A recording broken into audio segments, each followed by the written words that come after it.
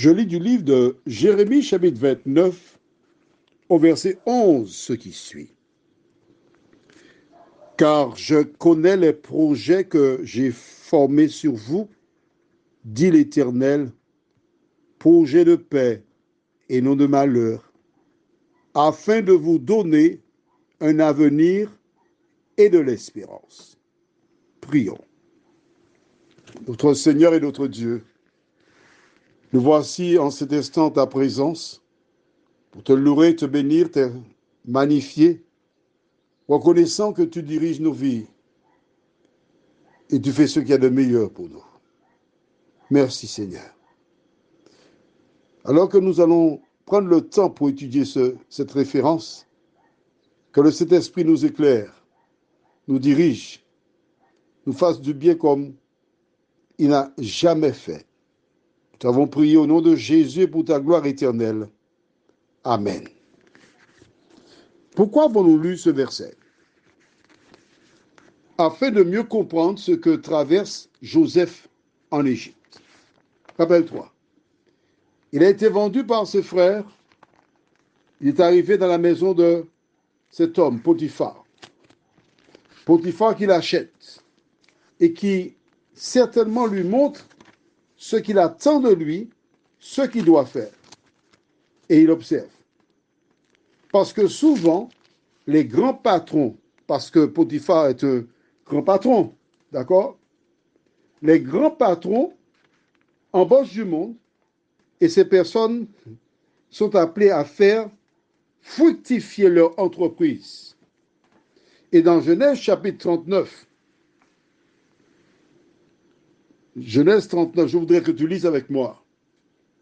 Genèse 39, et nous lisons verset 1er jusqu'au verset 3. On fit descendre Joseph en Égypte, et Potiphar, officier de Pharaon, chef des gardes égyptiens, l'acheta des Ismaélites qu'il y avait fait descendre. L'Éternel fut avec lui, et la prospérité l'accompagna. Il habitait dans la maison de son maître, l'Égyptien. Son maître vit que l'Éternel était avec lui et que l'Éternel faisait prospérer entre ses mains tout ce qu'il entreprenait. Voici Joseph qui a été vendu par ses frères. Enchaîné, il est emmené vers l'Égypte. Plusieurs questions fusent dans son cerveau. Où me mettra-t-on? Que deviendrai-je? Et Joseph est en difficulté.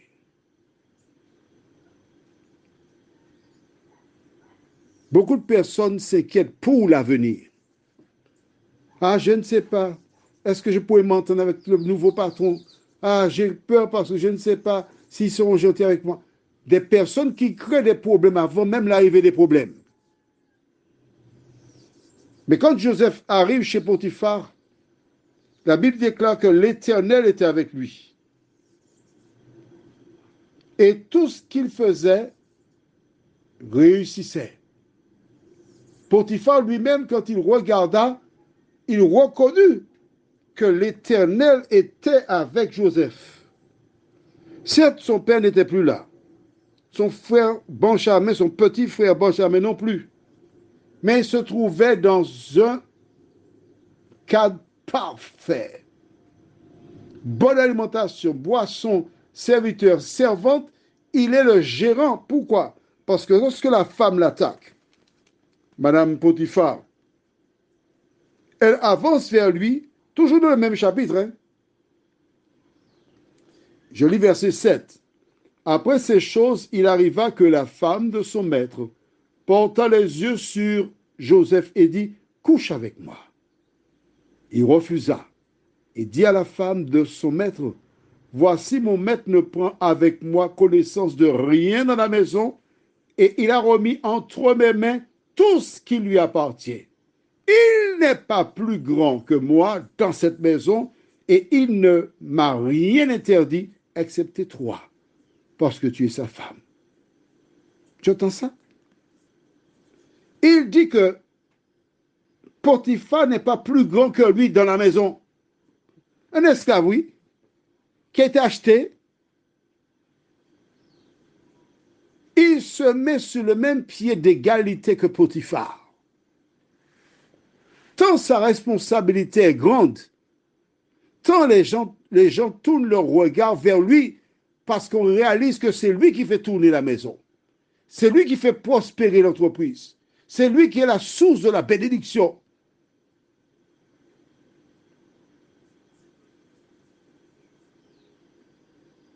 Il est bien. Il trouve du réconfort. Il supporte la trahison de ses frères. Tout baigne pour lui. Tout paraît magnifique, sauf que ce n'est pas le plan de Dieu. Tu peux être près d'un homme ou d'une femme, donnant l'impression que tu es heureuse ou heureux, mais ce n'est pas le plan de Dieu. Tu peux te trouver dans une activité où tu te plais, tu fais plein de choses, mais ce n'est pas le plan de Dieu. Et lorsque l'ennemi se mêle pour te boycotter, Dieu a un projet. Voici Joseph qui du jour au lendemain, le Joseph qui dit que mon maître n'est pas plus grand que moi dans cette maison, peu de jours plus tard, il est jeté en prison. Ça ne rien comprendre. Tu travailles quelque part, tu es consciencieux, tu arrives avant l'heure, tu ne perds pas de temps à parler, tu fais ton travail, on n'a rien à te reprocher. Pourtant, il y a un problème, on te met à la rue. Comment comprendre ça là? Pourquoi le sort s'acharne-t-il sur moi comme ça? Ce sont des questions que les gens se posent. Mais je t'invite aujourd'hui, à partir de maintenant, toutes les fois que tu as du sable dans ta machine, des choses qui viennent contrecarrer tes plans et tes projets, n'oublie jamais, c'est l'Éternel qui tient ton projet. C'est l'Éternel qui connaît ton projet. Pourquoi Joseph est-il jeté en prison?